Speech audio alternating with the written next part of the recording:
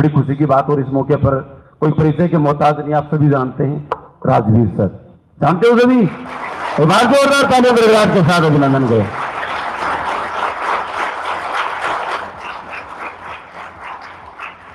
और अभी राजवीर सिंह जी तड़कोई ने जो राजस्थानी भाषा के लिए जो काम किया है, राजस्थानी सिनेमा को जो वाकई में एक मृत प्राय था, वेंटिलेटर पर था, उसे जनरल वार्ड में तो शिफ्ट कर दिया है। और आशा करते हैं कि जल्दी ही वो स्वस्थ होकर के वॉकिंग पे करेगा। ये काम भी वाकई में उन्होंने बड़ा वंदनीय किया। बहुत बहुत साधुवाद इसके लिए। और अब मैं बाकी चैनल के जो शिक्षक गण उनसे आग्रह करता हूं कि साफा पहना करके और पुष्पहार पहना करके हमारी परंपराओं के अनुसार उनका स्वागत करें सर का।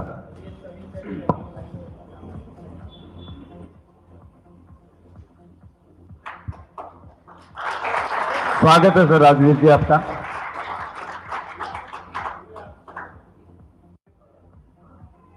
बड़ा बिजी शेड्यूल में से टाइम निकाल के आए हैं, तो ये बड़ा बड़प्पन है इनका। और इनका ज्यादा समय भी नहीं लेंगे क्योंकि इनकी लगातार क्लासें रहती है। तो सीधा सीधा ही मैं स्वागत के बाद इन्हें मंच पर आमंत्रित करता हूं कि आए और आपको आशीर्वचन कहें। आगामी जीवन के लिए किस प्रकार और आगे बढ़े उसके लिए आपको प्रेरित करें, क्योंकि समय बड़ा कीमती है। समय आता है, समय जाता है, इसको बचा के रखिए। समय बेवक्त काम आता है, तो इस समय को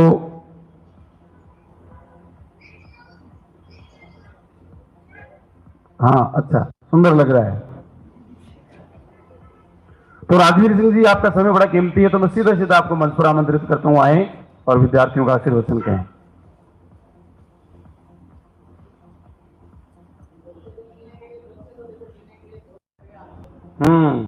बिल्कुल है साहब, आइए।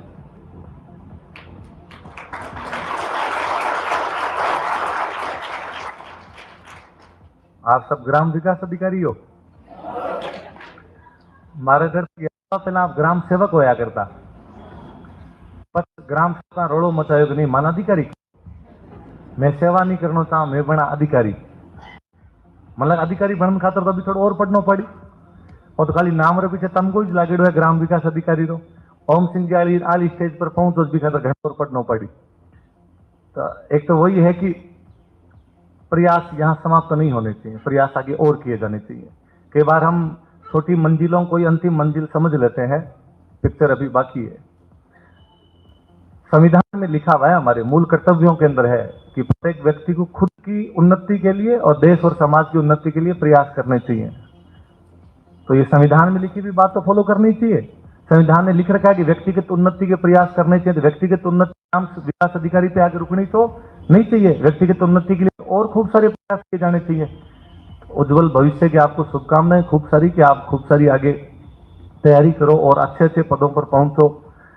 अभी गजेंद्र सर कह रहे थे राजस्थानी भाषा वाला कि हमने ये प्रयास किया, तो प्रयास हमारा तो नहीं है, इतने सालों से लंबे टाइम से चला आ ही रहा था ये प्रयास। खूब सारे लोग इसके लिए जुड़े हुए थे।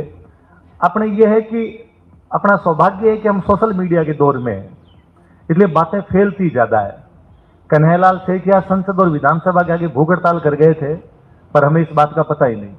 1992 में मैडम वसुंधरा राजे सिंधिया, जोधपुर के पूर्व महाराजा गज सिंह जी, विजयराम देथा, ये सब उस टाइम बिजी वगैरह सारे वहां बैठ कर इन्होंने धरने दिए थे, प्रदर्शन किए थे। पर हम आज के बच्चे इन बातों को जानते ही नहीं कि इस प्रकार के प्रयास भी किए गए थे। अब सोशल मीडिया का दौर है, तो अपने थोड़ा बहुत भी फांफू इधर उधर कर देते हैं, तो फटाफट लोगों को पता चल जाता है। पर फिर मुझे लगता है कि सोशल मीडिया वाली हायतोबा से वास्तव में कुछ होना जाना नहीं है। जब तक हम रूट लेवल पर काम नहीं कर पाएंगे, तब तक ये चीजें नहीं हो पाएगी। मैं क्योंकि इन दिनों उसी मोड के अंदर घूम रहा हूं पूरी तरीके से, इसलिए मैं आपसे भी चाहूंगा कि अभी जैसा सर कह ही रहे थे कि आपके ऑफिस के अंदर कोई भी आदमी आए तो उसका काम हो जाना चाहिए। मुझे लगता है काम हो ना हो, बोलना मीठा उससे, उसे अपनी भाषा में बात कर लेना। आदमी से यदि आप ढंग से बात कर लोगे, अपनी भाषा में बात कर लोगे, उसमें भी वो राजी होके जाएगा। उसकी आत्मा आपको दुआएं देगी, उसको भला लगेगा, कम से कम साहब ने बात तो की। हम अक्सर देखते हैं कि कई बार किसी अफसर के बारे में गांव में कहते हुए मिल जाता है कि काम तो कौन करो, पर बोलिया तो मिठाइया। यही बहुत बड़ी बात होती है। मैं अब भी जब राजस्थानी भाषा वाले मूवमेंट में बात करता हूं, तो मैं हमेशा कहता हूं कि हमारा एक ग्रामीण आदमी किसी ऑफिसर के ऑफिस में घुसने से पहले 4 बार सोचता है, क्योंकि वो डरता है, क्योंकि उसे लगता है कि साहब की भाषा और मेरी भाषा अलग अलग है। साहब जो भाषा बोलते हो अलग भाषा है, मैं जो भाषा बोलता हूं अलग भाषा है। और यदि साहब ने बीच में 2-3 हिंदी में अंग्रेजी के टर्म और यूज में ले लिए तो अपने लिए तो सिटीपीटी गुम हो जाएगी और अपने उस भाषा को समझ ही नहीं पाएंगे।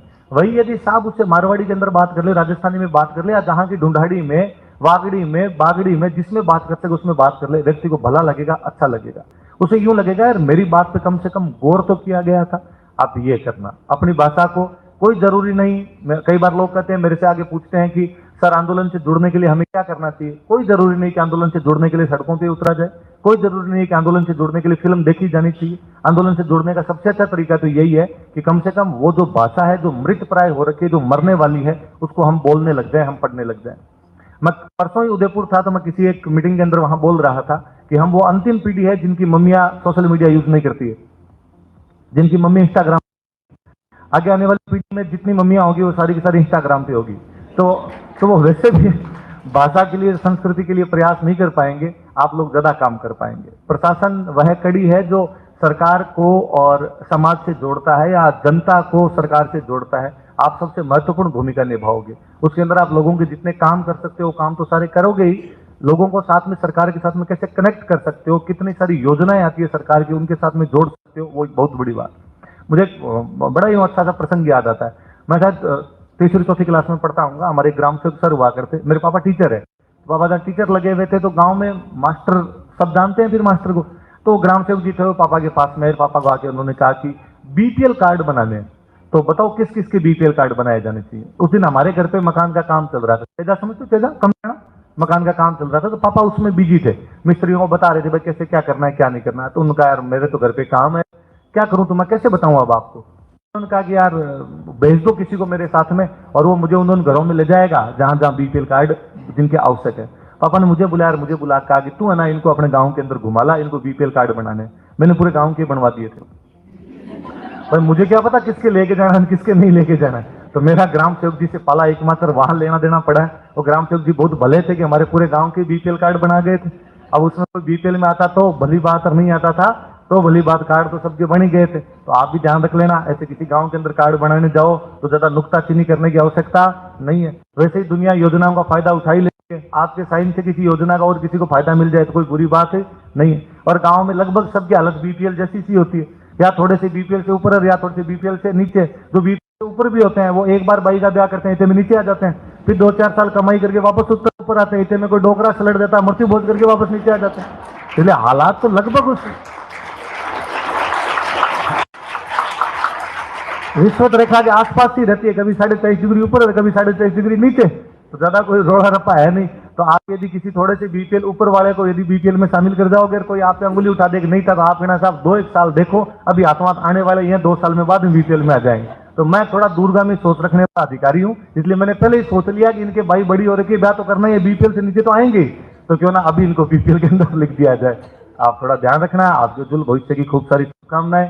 बाकी मैं क्या बताऊं, बड़े बड़े लोग बैठे हुए, आपको सारी बातें बताई होगी, पढ़ाई लिखाई की बातें सारी अब आप जानते हो। सोशल मीडिया के मुझे ये भी लगता है ये बात बहुत भौंतरी सी हो गई है कि ये बताना कि क्या पढ़ना चाहिए क्या नहीं पढ़ना चाहिए। आप ज्यादा सारे हमसे ज्यादा इंटेलिजेंट हो रखे हो, उल्टा हमें आके बता देते हो कि मैं तो मास्टर हूँ, इतने सालों से पढ़ाए रहा हूँ, मैं बच्चों को बताता हूँ ये पढ़ना चाहिए ये पढ़ना चाहिए। उसमें कोई स्टूडेंट क्या बता करता है कि आपको नहीं पता, आजकल एक नई किताब आई है, आप भी पढ़ लेना, थोड़ा ज्ञान में वृद्धि हो जाएगी। तो मुझे लगता है स्टूडेंट आजकल मास्टर से ज्यादा जानने लग गया, मास्टरों के लिए तो चैलेंज हो रखा है। तो आप तमाम जानते क्योंकि आप इस फील्ड में जुड़े हुए हो।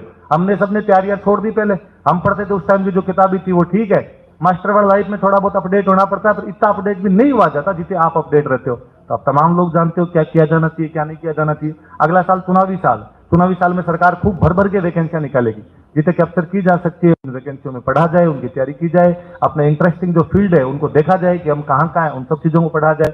थोड़ी सी पर्सनल मेरी राय मानी जाए, क्योंकि मैं राजस्थानी भाषा वाली बात कर रहा हूँ, आज ही कोशिश की जाए कि घर पे एक आधी किताब तो ऐसी लाई जाए जो राजस्थानी भाषा पर उसको पढ़ना शुरू किया जाए।